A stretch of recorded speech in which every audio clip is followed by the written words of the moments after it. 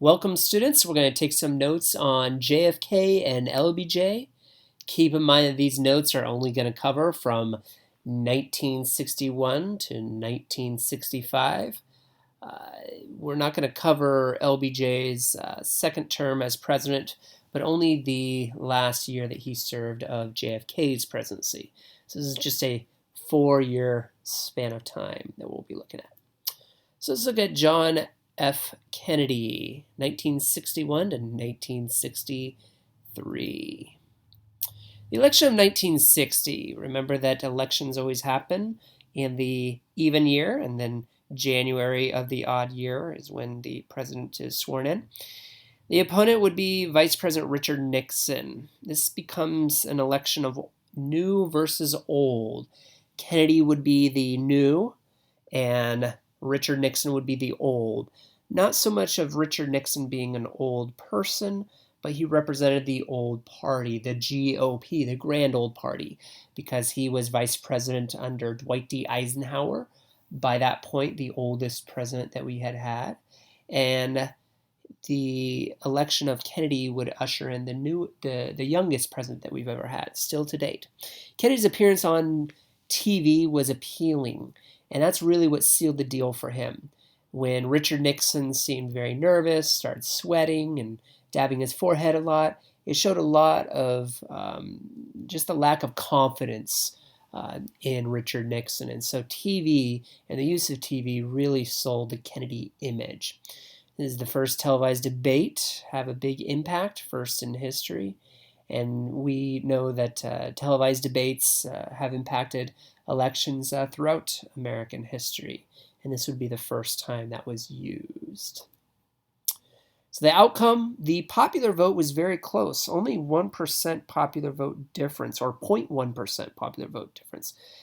However, the electoral votes would tell a different story, 40% to 56.5%. And again, remember that it's a winner-takes-all scenario. So the Kennedy administration was able to win key states, such as Texas, with their selection of Vice President Johnson from Texas. That definitely helped the Democrats to gain Texas. And also remember that the Democrats were appealing a lot to the South at this time. The South was still voting very much Democrat, and it's not until Richard Nixon's next election that he would sway those votes there. There's going to be some change in foreign policy as well. Cold War is still a major concern. Even though Truman was kind of the first Cold War president in the Truman Doctrine of Containment, it would still haunt JFK and LBJ's presidency. Stalin had died in 1953, so Nikita Khrushchev now is the leader of the USSR and would be the leader during the time period of Dwight D. Eisenhower, and JFK would be the president during Nikita Khrushchev's leadership as well. And what's interesting is that Nikita Khrushchev, being an older communist dictator of Russia, the Soviet Union, when he met Kennedy for the first time, he really was not impressed, because Kennedy did not exude that leadership quality. And so he would really push a lot of bounds with JFK, because he thought of him as just a little spoiled boy, so to speak. So the space race and the arms race both would be concerns of JFK's, though the space race would not see the landing on the moon until after JFK's assassination, and the arms race would be an issue as well. Bay of Pigs, 1961. This was the first test of JFK's leadership, and he failed. This was an attempt to overthrow Fidel Castro, the communist leader of Cuba, who had taken power of Cuba and taken over Cuba and kicked out all the nationalist Cubans that did not want to be communists, kicked them out, and they fled to Florida. This trained Cuban exiles, mainly in Florida, to land at the Bay of Pigs and take back their country. And so with all foreign policy of America, we're always trying to get the people themselves to take back their own land, to take out their own dictators. And we would try this. However, JFK would withdraw air support at the last minute. And so the Cuban exiles that are trying to take back Cuba from the communists, they would end up either dying or getting captured. And so this would really be a stain on JFK's presidency, a huge embarrassment and failure for, for JFK.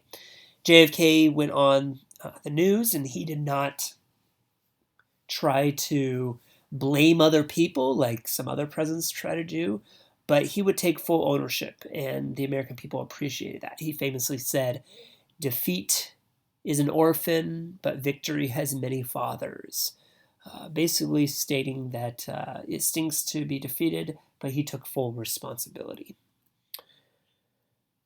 The situation in 1960 would be that we have a lot of nuclear warheads pointed at Russia, and so Russia would try to even the score and try to point nuclear warheads at us. But the problem is that the United States is so far away, so they will try to use Cuba in this situation. 1962, U-2 spy plane would discover Soviet nuclear missile sites in Cuba, only 90 miles from Florida's coast. So these nuclear bombs, the short range, could hit Florida. The longer range, the mid-range, could take out Washington, D.C. in the long range. We weren't sure if they had the long range, but they had the capability, could reach all the way to Los Angeles. And so this U-2 spy plane discovering these missile sites in Cuba was a huge alarm. And JFK would have an ultimatum. And this is something that you got to think about. You don't need to write any of this down right here, but what would you do? Would you do nothing? Would you blockade the coast so that no other nuclear warheads can go to Cuba? Would you send in airstrikes to take out the missile silos? Or would you do a full-blown invasion of the island? None of these options look super appealing. However, you got to do something. And so let's see what JFK would do in this situation. He would start off with this secret group to advise him during this, the National Security Council and Executive Committee of Members. Cuban Missile Crisis. So the U.S. established a naval quarantine, a blockade. And actually it worked, amazingly enough. The Soviets approached the line, but backed off first, which is good because if we would have fired on their ship, this could have started World War III. But for 13 days, we were on edge. We were nervous. What would happen?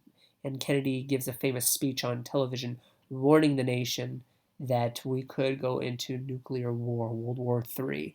And so a lot of Americans start preparing for that with their missile silos or their bunkers, so to speak. Cuban Missile Crisis results. Final negotiations. Soviets agreed to withdraw missiles if we agreed not to invade Cuba. That's the most important part there. Also stipulated that we would remove missiles from Turkey, but this was not publicized. So JFK is being able to be seen as a hero. So his popularity soars because it looks like we won out completely, that there was no compromise, though in truth there was a compromise. So the Russians actually kind of won out more from this because we removed our missiles from Turkey. A hotline was also established between the U.S. and USSR, that red phone that the U.S. could pick up and at any moment be able to communicate to the Russians in times of crisis. Also, the Nuclear Test Ban Treaty would be established, the first of this kind, limiting the nuclear testing in the atmosphere. And so the building of the Berlin Wall would be the next test in 1961. This is before the Cuban Missile Crisis, but this is in Germany. Previously, during Truman's administration, the Russians had tried to build a blockade, set up a blockade to keep West Berliners from traveling into Eastern Berlin and vice versa. but that had proved to be unsuccessful because of the Berlin airlift. So now Nikita Khrushchev is trying to create a permanent wall to block off.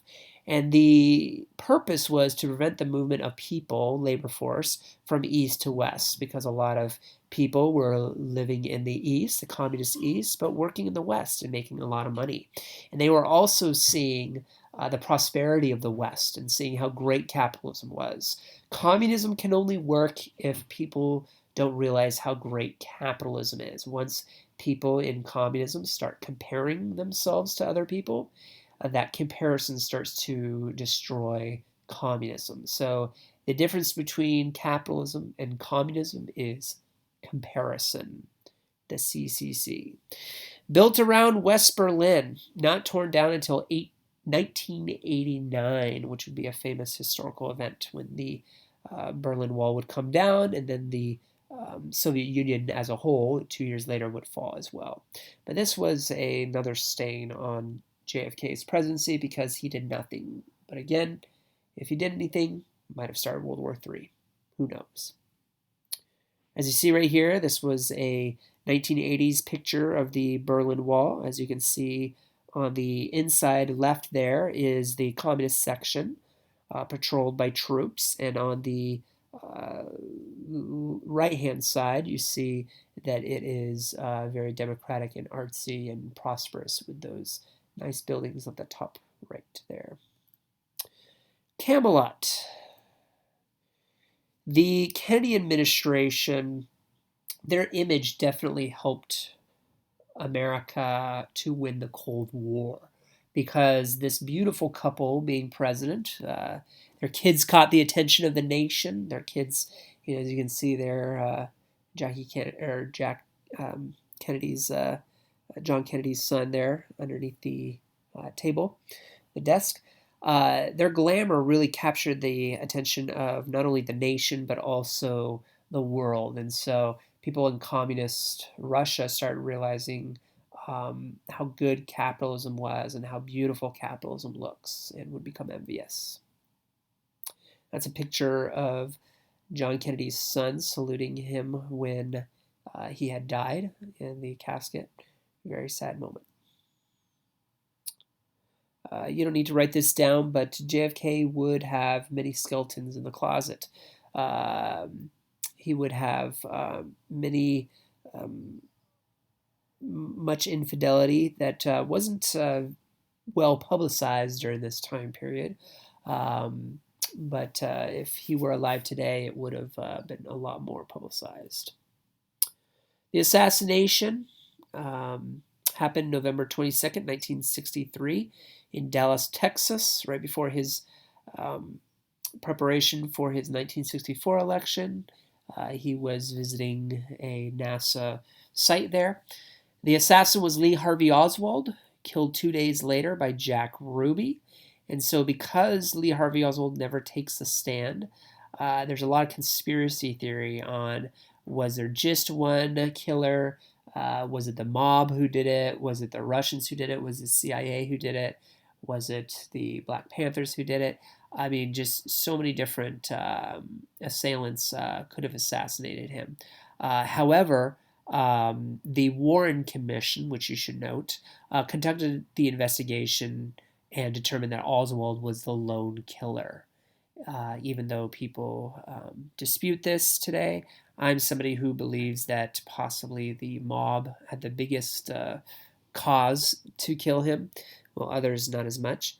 But this was a real watershed moment in American history, where we passed from kind of this age of innocence in the late 50s and early 60s to the tragedy and the turmoil of the mid-60s to late 60s.